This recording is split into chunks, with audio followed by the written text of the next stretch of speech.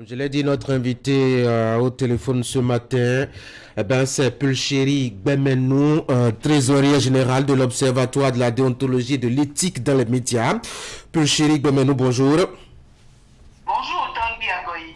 Merci d'avoir décroché notre appel pour parler de la formation des conseillers de l'ODEM sur les 5 jours de cette semaine en ligne, donc depuis Grand Popo, faut-il dire, où se tient une formation de 5 jours à l'endroit des conseillers de l'ODEM. Le cœur thématique de la formation, c'est l'identification des discours de haine et d'incitation à la violence.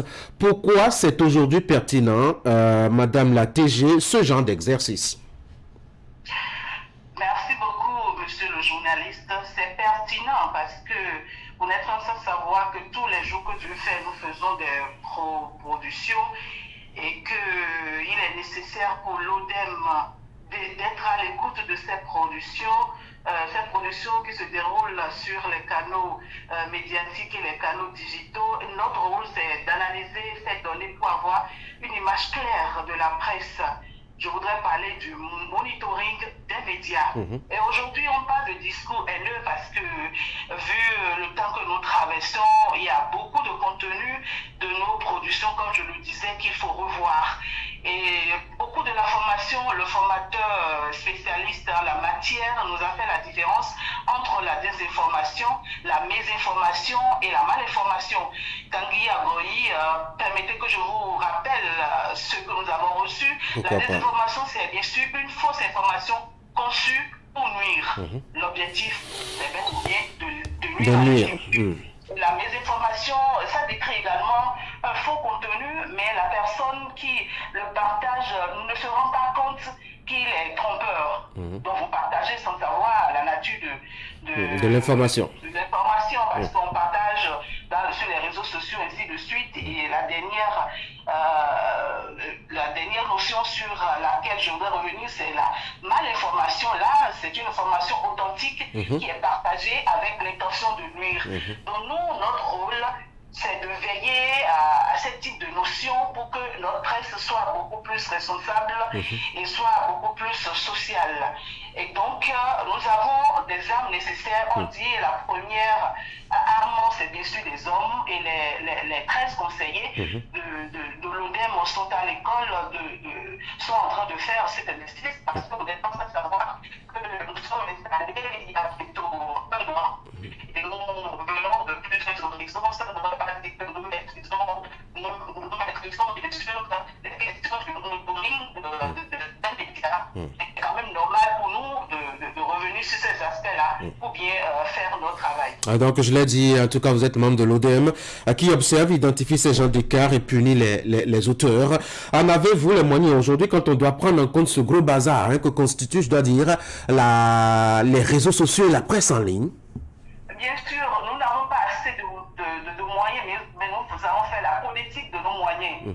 Nous avons fait la politique de nos moyens et régler les cas comme nous le pouvons.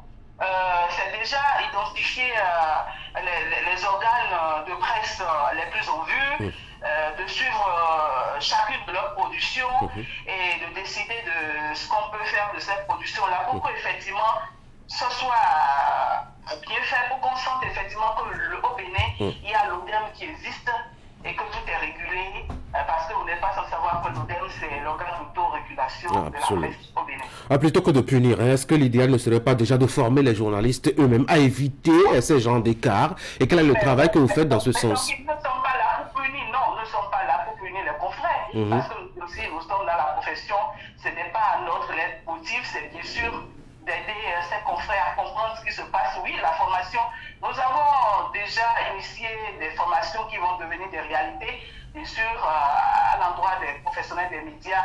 Ça fait partie de notre planning. Tenez-vous tranquille, vous aurez beaucoup de formations à l'endroit des professionnels des médias du Bénin. Quand nous aussi, nous allons finir de nous former, nous allons donc répercuter tout ce que nous avons appris auprès de nos confrères qui font un travail, reconnaissons-le, un travail gigantesque tous les jours que Dieu fait. C'est vrai qu'on ne finit jamais d'apprendre. Il y a beaucoup de choses qui nous échappent et il faut quand même rappeler chacun de nous à l'autre. Donc nous ne sommes pas là pour punir. Et nous comprenons. Maintenant, deux questions à la fois. Qui sont vos partenaires et comment est-ce que la formation se passe là-bas à Grand Popo?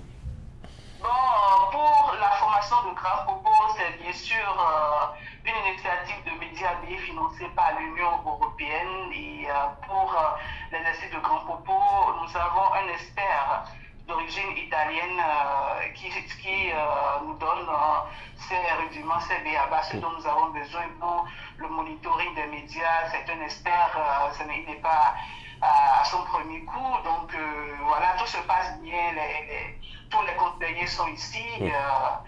Ce n'est pas un cours magistral, c'est beaucoup plus une formation participative.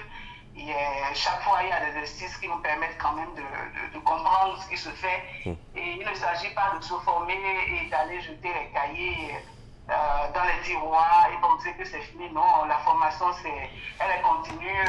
Donc, quand on va quitter Grand Popo, chaque fois qu'on aura des plénières ou quand l'occasion va se présenter, il faut qu'on revienne à toutes ces notions parce que tous les jours, nous sommes dedans et nous sommes là pour réguler la presse.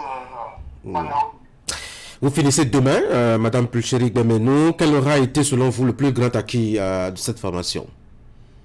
Le plus grand acquis de cette formation, pour moi, c'est les projections que nous avons faites et les projections dans lesquelles chacun s'est retrouvé à travers les différentes prestations que nous voyons sur les réseaux sociaux, dans les organes traditionnels de presse également. Ça prouve effectivement que nous sommes en permanence dans certaines erreurs sans s'en rendre compte.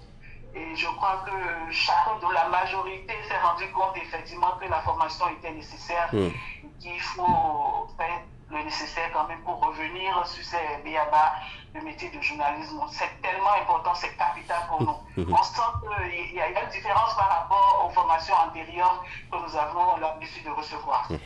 Allez, une dernière curiosité, le temps de vous laisser vaquer à votre formation ce matin. Vous avez initié l'année écoulée les journées éthiques et déontologiques. C'était la première édition, une belle réussite d'ailleurs, je vous en félicite. Avez-vous senti par contre dans la production des confrères après une certaine amélioration? Oui, l'amélioration, ce n'est pas du jour au lendemain. C'est un processus. Quand vous mettez au monde un enfant aujourd'hui, il ne va pas commencer par marcher en même temps, il ne va pas commencer par parler. Il faut avoir le temps de reconnaître que c'est un processus, que la mayonnaise va prendre. Non seulement aujourd'hui, pas pour récolter ça, peut-être dans 1 an, 2 ans, 3 ans, mais toujours est-il que les confrères savent qu'il y a l'ODEM qui existe, qu'il y a le code de déontologie qu'il faut respecter, qu'il y a des dispositions qu'il faut prendre quand on veut écrire un papier, il faut que ce soit conforme à ce code-là. Donc tous les jours, notre problème, pas notre problème, notre lèvre aussi, c'est de rappeler à ces confrères de temps en temps leur rôle, ce qu'ils doivent faire pour que ce soit une très bonne production et que ça change véritablement, ça change le côté positif parce qu'aujourd'hui on parle de la positivité. Il faut qu'on sente aussi cette positivité dans nos différentes prestations. Pulchérik Bemenou, merci beaucoup. Merci, monsieur Agoy. Je rappelle que vous êtes trésorier général de l'Observatoire de la déontologie et de l'éthique dans les médias. Vous étiez en ligne au téléphone, en direct de Grand Popo, là-bas où, depuis lundi, les conseillers de la 9e mandature de l'ODEM suivent une formation sur l'identification des discours haineux et autres travers qui vont à l'encontre, justement, des principes déontologiques et éthiques de la presse au Bénin. Bonne journée à vous. Je vous en prie. De retour à Cotonou, mesdames et messieurs, on va faire un tour sur le net pour apprendre un peu de tout ce que les réseaux sociaux nous ont dit ces 7 derniers jours au Bénin. Voici donc l'instant qui vous amène sur le net.